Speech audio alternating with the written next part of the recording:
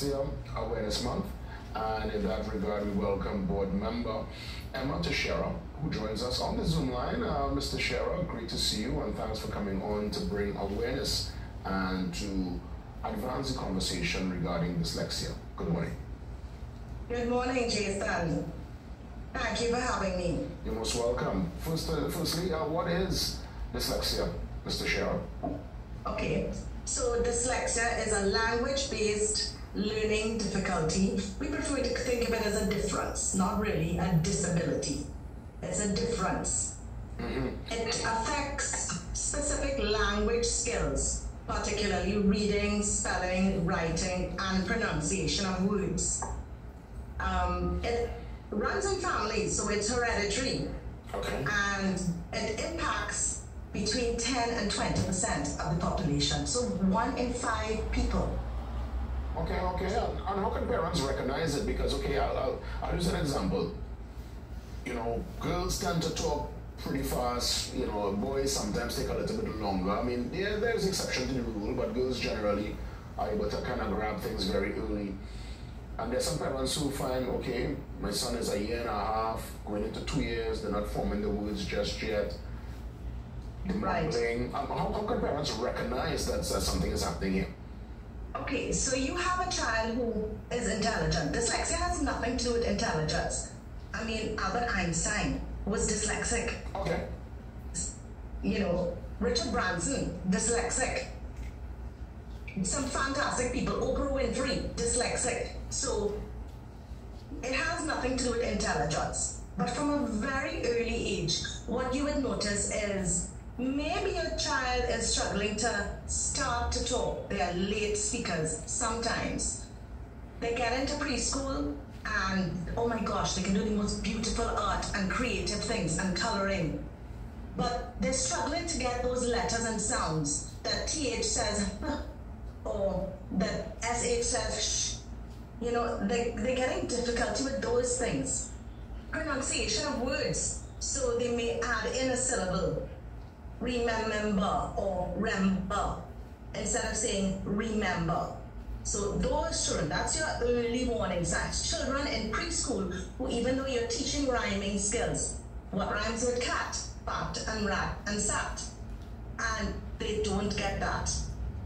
Those are children, those are key indicators from preschool that tell you, look out for something. A child who has difficulty learning to rhyme most probably will have difficulty learning to read. It doesn't mean they're dyslexic, but they will have trouble learning to read because rhyming is one of your base skills. Okay.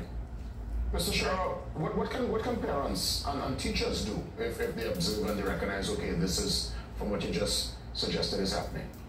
Okay, so from early, the earlier we catch them, the better. If you have a child in standard 1 who's 7, and they're struggling to get those letters and sounds, they have reversal of letters, they're confusing syllables, they're struggling they can tell you the story, they can answer the questions, but they can't write down what they're saying, and their spelling is bizarre. They spell said in one place SED, and in another place SID or SIAD. Those discrepancies, the irregularities. Get in touch with the Dyslexia Association. We have over 1,000 trained teachers throughout Trinidad and Tobago. We have all the names and numbers of these teachers. We're your resource to help put you in contact with those teachers that we've trained. We also have presentations that we've done on YouTube and on our Facebook page. We have a resource of a library that you can come and use. A lot of uni students use it.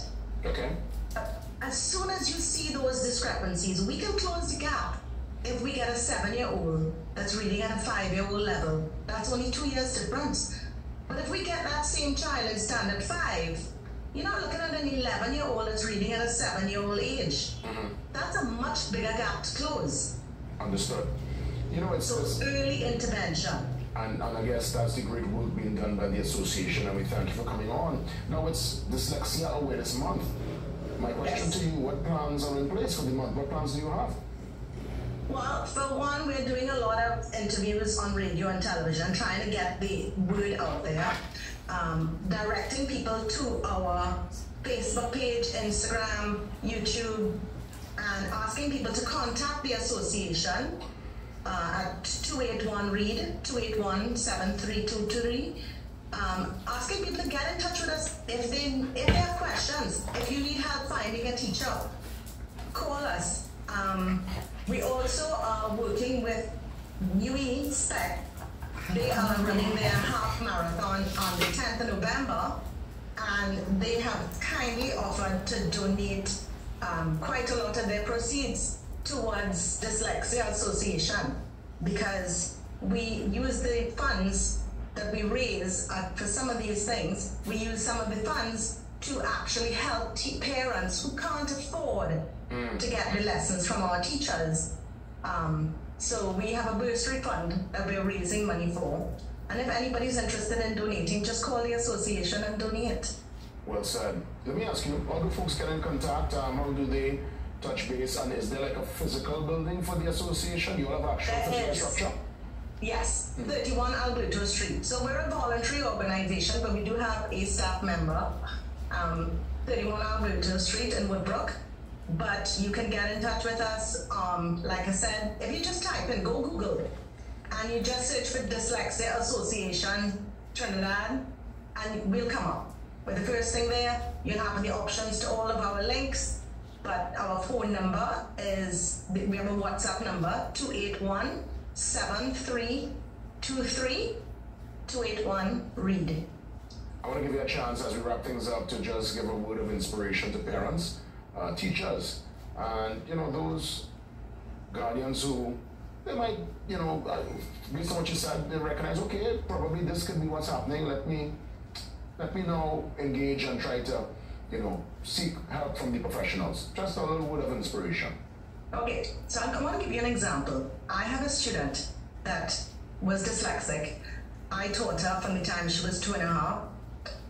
Her dyslexia didn't actually show up at that early age, but by the time she hit primary school, it did show up, and she was struggling. She struggled quite a lot.